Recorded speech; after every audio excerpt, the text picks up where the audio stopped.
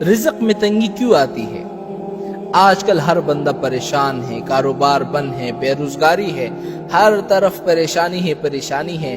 تو اب سوال یہ اٹھتا ہے کہ آخر ہمارے رزق میں تنگی آتی ہی کیوں ہے؟ اس کی کیا وجہ ہے؟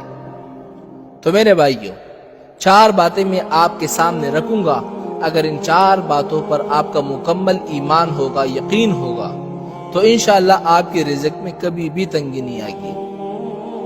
لیکن اگر ان 4 باتوں پر آپ کا ایمان نہیں ہوگا، یا 4 میں سے کسی ایک بات پر آپ کا ایمان نہیں ہوگا، تو شاید اسی وجہ سے آپ کی رزق میں تنگی آ رہی ہوگی۔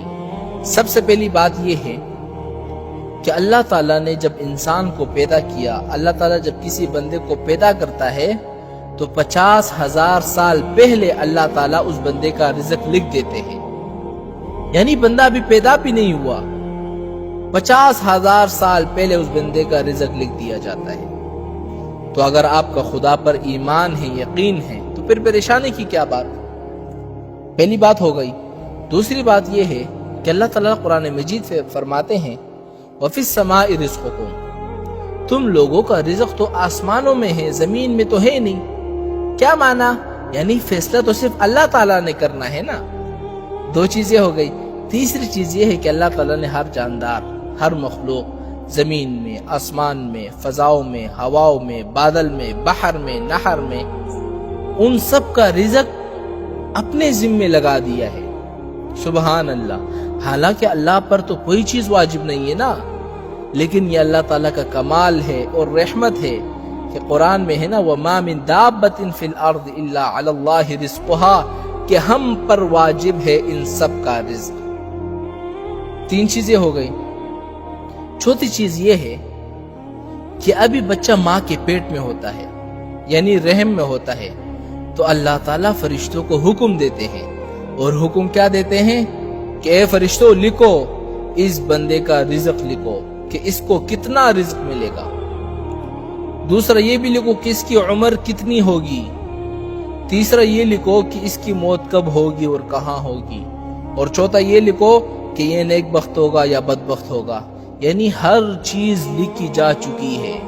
یعنی ابھی بندہ ماں کے پیٹ میں ہوتا ہے، باہر بھی نہیں نکلا، تو اللہ تعالیٰ نے ہر چیز پہلے لکھ دی ہے۔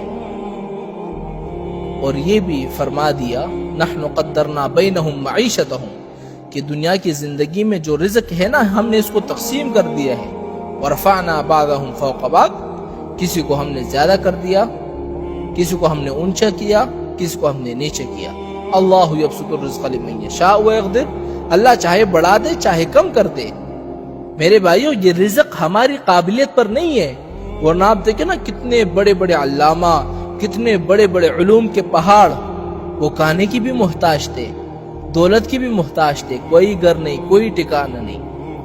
تو اگر ہمیں اللہ کی ذات پر ایمان ہے اور اللہ کے فیصلوں پر اگر ہمیں یقین ہے، تو پھر پریشان ہونے کی کوئی بات نہیں ہے۔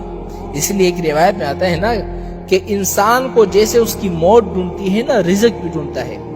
یعنی موت اس کو ڈھونڈتی ہے کہ اس کو کہاں پر مرنا ہے، وہیں اس کو موت آتی ہے، تو رزق بھی اس کو ڈھونڈتا ہے۔ اس بندے کو اس وقت تک موت نہیں آئے گی جب تک اس کو اس کا پورا رزق نہیں ملے گا۔ اب آخری بات یاد رکھنا، یہ بڑی اہم بات ہے کہ ایسی پریشانی اور رزق میں تنگی آخر آتی کیوں ہے، اس کی کیا وجہ ہے؟ آپ اچھا خاصا کھا رہے پی رہے ہیں، بڑے کام چل رہے ہیں، کاروبار میں فائدہ ہی فائدہ ہے، ہر طرف سے نفع ہی آ رہا ہے۔ قرآن میں اللہ تعالیٰ نے ایک مثال ذکر کی ہے، پہلے میں آپ کو وہ بتا دیتا ہوں۔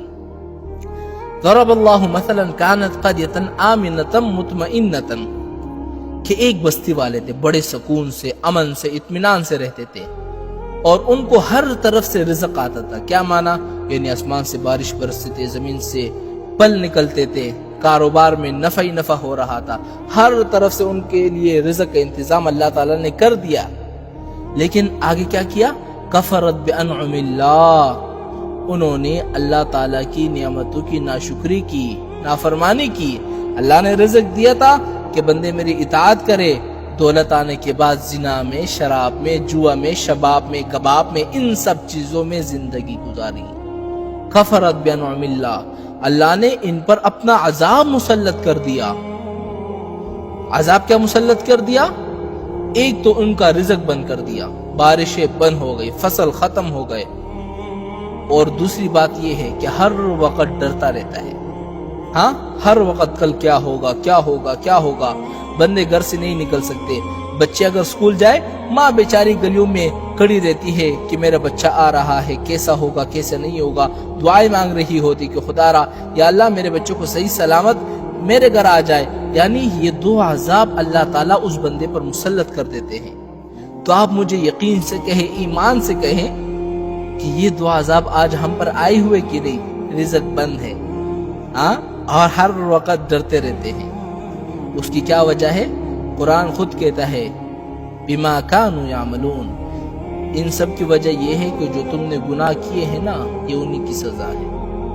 اور یہ بھی حضور کا فرمان ہے کہ کوئی عذاب، کوئی مصیبت، کوئی پریشانی اس وقت تک نہیں آتی مگر جو تم لوگوں نے گناہ کیے ہوتے ہیں۔ تو اب یہ رزق میں تنگی، یہ سارا پریشانی آپ کے کیسے ختم ہوں گے؟ حضور نے کیا فرمایا؟ الا بتوبۃ، جب تک بندہ توبہ نہ کرے۔ اس لیے میرے بھائیوں ہمیشہ یاد رکھیں کہ یہ جو پریشانی ہے، یہ جو بھوک ہے، یہ جو ڈر ہے، یہ سب اسی وجہ سے ہے کہ ہم نے اللہ تعالیٰ کی نعمتوں کی ناشکری کی۔ اللہ تعالیٰ کی نعمتوں میں شکر کرنے کے بجائے، عبادت کرنے کے بجائے گناہوں میں زندگی گزاری، اور اب ہم لوگ اس اسٹیٹ پر پہنچ چکے ہیں کہ گناہ کو گناہ بھی نہیں سمجھتے نا۔ یہ ہماری آخری حد ہے بربادی کی۔ ایک تو یہ ہے کہ بندہ گناہ کرتا ہے اور یہ سمجھتا ہے کہ میں گناہ کر رہا ہوں، غلط کر رہا ہوں، اللہ کی طرف وہ لوٹ جاتا ہے، اللہ سے شرمندہ ہوتا ہے، توبہ کر لیتا ہے۔ لیکن ایک ہے جو گناہ کو گناہ بھی نہیں سمجھتا، فخر کرتا ہے کہ جی ہم تو انجوائے کر رہے ہیں۔ آج شادیوں پر، بڑے بڑے ہوٹلوں میں، کلبوں میں، آج بڑے بڑے پارٹیوں میں ایسے ایسے گناہ ہو رہے ہیں کہ ایسا معلوم ہوتا ہے کہ ابلیس ان علاقوں سے چھٹی کر گیا ہے۔